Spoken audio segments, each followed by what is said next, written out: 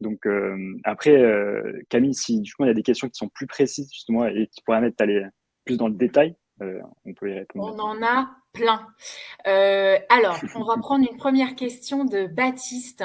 Est-ce que vous poussez l'analyse jusqu'à la dilatation de la pupille avec Odaptos? Très bonne question. Ben, pas encore. Aujourd'hui, on se base vraiment sur les outils qu'ont l'utilisateur dans leurs mains. C'est-à-dire, on va pouvoir le faire pour faire le maximum de tests avec le maximum d'utilisateurs. On utilise la caméra qui est embarquée dans l'ordinateur et qui nous permet de réaliser déjà une première reconnaissance faciale, mais pas jusqu'à la pupille aujourd'hui. Ouais. Hmm. On peut détecter, on est en train de travailler sur ce sujet en ce moment.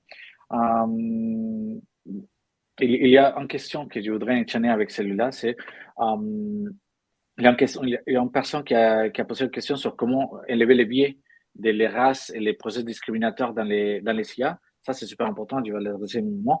Mais en ce moment, on utilise la détection pas de la pupille, mais de la direction de les yeux.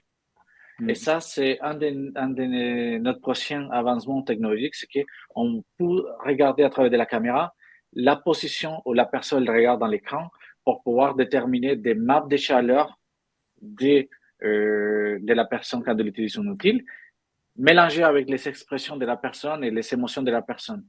Donc, Camille, je voudrais adresser la question des leviers discriminatoires parce que c'est super important. Et je disais tout à l'heure quand j'ai commencé l'intervention, moi je suis passionné de l'humain, je suis passionné pour tout ce qui est les gens et l'humain dans les centres de process. C'est toujours un problème, c'est toujours une difficulté de ne pas biaiser des outils de machine learning et d'intelligence artificielle. C'est pour ça qu'on a construit un outil de deep learning qui apprend tout le temps et qui est en constant apprentissage.